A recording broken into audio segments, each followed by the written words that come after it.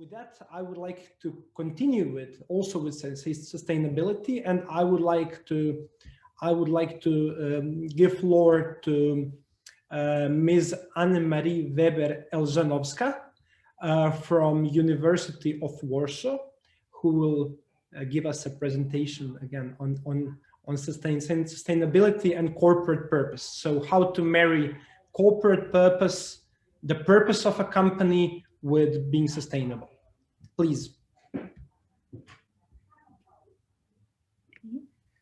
Thank you very much. I hope that you can hear me well.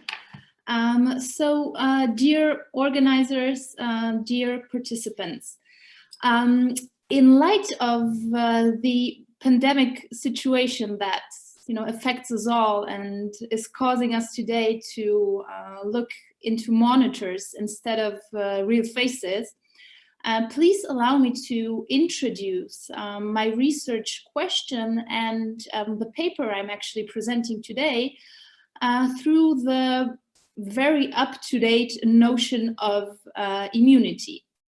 So what I would like to present today are basically my thoughts on the question whether corporations are immune to transformative changes of values within society.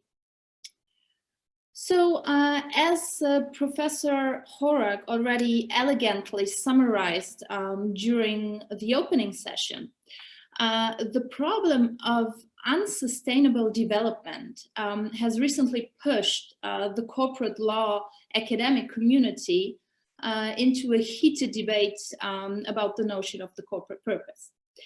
So given the time limit of this presentation, I refrain from reiterating the presented arguments. At the outset of my research question lies the quite puzzling finding that while expectations about sustainable behavior of individual economic actors, consumers, are quite easily formulated and generally accepted, this doesn't apparently hold for corporations. So we easily agree that our responsibilities as humans towards the environment expand beyond following what is set out in the hard law. But at the same time, we observe that the ongoing academic debate as regards corporate law is not that clear on that issue. So I guess the current corporate law debate on sustainability seems stuck. Though complex solutions aiming at a redefinition of the corporate purpose and the facilitation of sustainable business conduct are being presented and debated by leading academics, the notion of the corporate purpose as defined through the, let's say, very narrow lens of the shareholder wealth maximization model still prevails and is supported by equally accomplished corporate law academics. So to remain within that medical set of terms, the diagnosis of a lack of a substantial progress in that corporate law debate on the corporate purpose has made me explore some, let's name it, pragmatist approaches and a broader private law framework addressing these questions. So my intention is to explore new entry points through which the sustainability idea may penetrate the corporation. So I wish to kind of steer away from the internal corporate law perspective of reconceptualizing the corporate purpose and instead analyze external while still private law-driven impulses, which may push the corporation from the outside to adopt more sustainable corporate conduct. So this line of thought originates in the very basic belief that corporate law as a branch of private law cannot and should not be detached from its social context.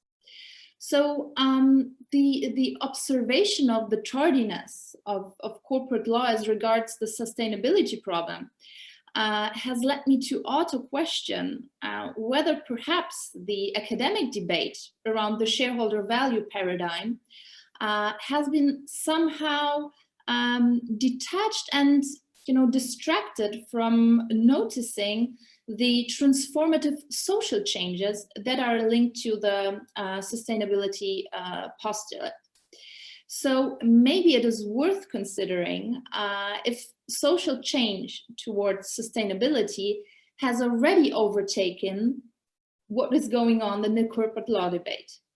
So we seem to be, running circles by discussing the corporate purpose through the lens of how it is understood in corporate law, while missing how it is understood broadly in society. So through my paper, I wish to place the sustainability challenge to the corporate purpose in a broader societal and private law context, and encourage the reflection if the topic which is debated in corporate law and by corporate law scholars maybe already is decided by society at large. While we are discussing, tiny conceptual internal perspectives on the corporate purpose and cling to the shareholder-stakeholder problem in corporate law, corporations as private law actors may already be subject to significant constraints in structuring, determining their purpose, and simply put, their corporate conduct. So I want to shed some light in my paper on these outside constraints that may, let's say, elbow the sustainability postulate into corporate conduct. So the argument I develop in my paper is, structured in 3 stages. First, I sketch the concept of so-called safety valves in private law, which can be quite universally identified across European legal systems. Using Polish law as an example, I show how systems of private law are subjecting private autonomy to certain limitations to bring its outcomes into agreement with morality-driven social norms. And these systemic safety valves, mostly introduced through so-called general clauses that refer to good morals, simply put, aim at aligning the outcomes of private ordering with human value judgment. So in my paper, I identify several of these safety valves, which carry different functions, but the most important to be mentioned here being what I call the purifying function, which consists in the nullification of legal acts, for example, contracts, if they violate moral standards. As a second step, I draw from existing empirical evidence, which indicates that societies are undergoing a transformative process which exhibits the internalization of the sustainability idea by humans.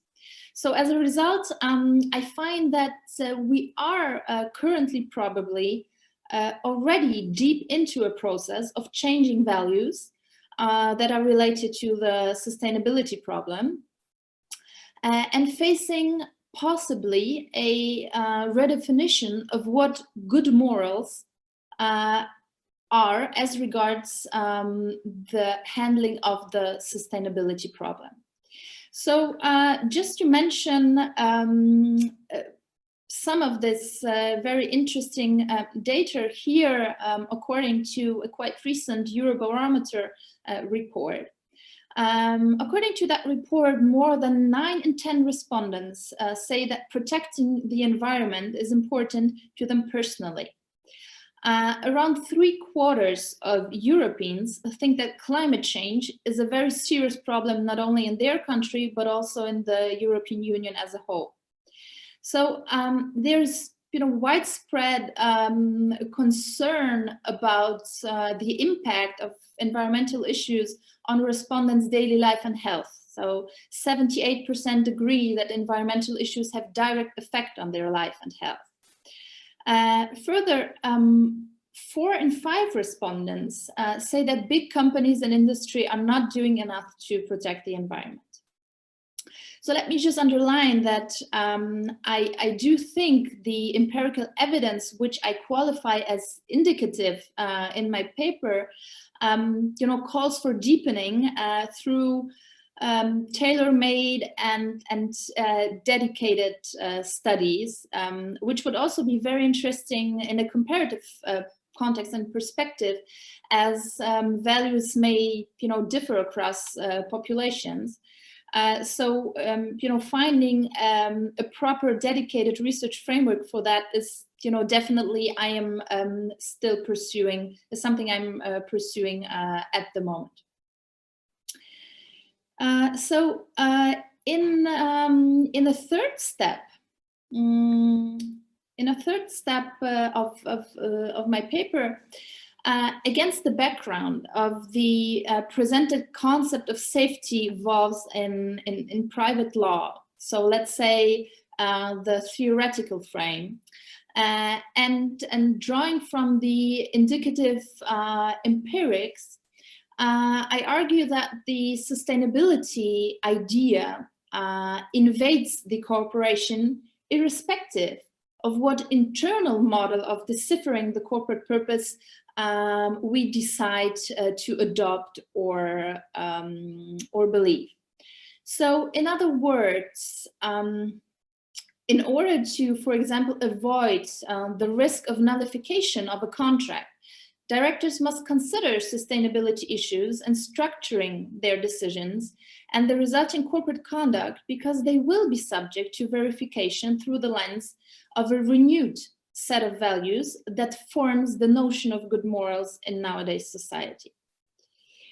So therefore, my paper's core argument states that the diagnosed sustainability transformation of social values within society reframes the understanding of good morals and thus delimits the way, puts some boundaries around the way corporate conduct may be structured, and thus around how the corporate purpose may be designed.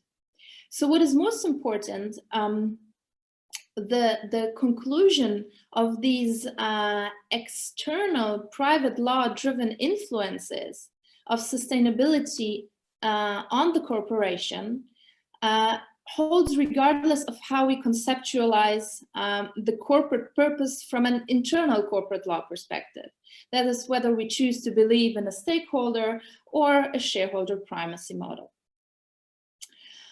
So, just to make clear, I'm also aware of the enforcement-related obstacles or difficulties this developed line of thought bears, and address them in my paper, also by proposing solutions.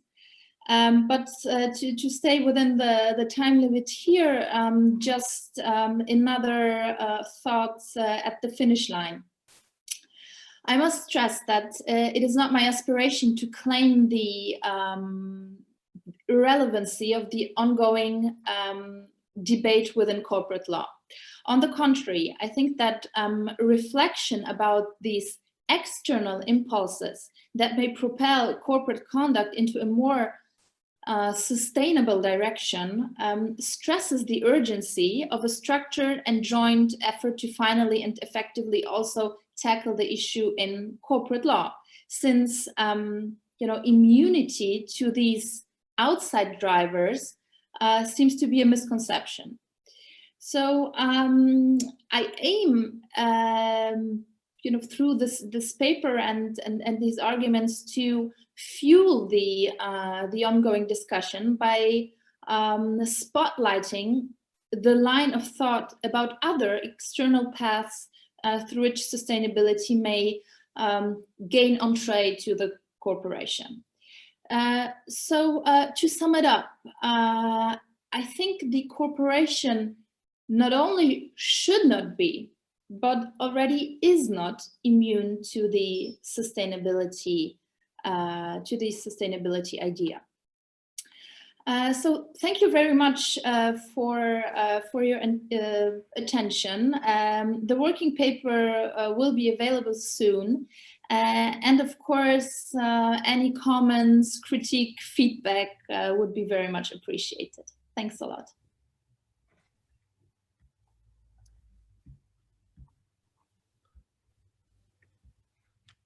Thank you very much. This was very interesting, and it always reminds me how there is no clear distinction between a private and public law concerns. Actually, one of the most public law concerns about the society as a whole, about sustainability and environment, can be drawn into the story through the most private law mechanisms such as contract, bonus modus, and everything else. So it's not, you do not have to order companies by public law, you have to behave like that. You can also read it into from actually the basic principles of contract law. So yeah, I really enjoyed your presentation, if I may say.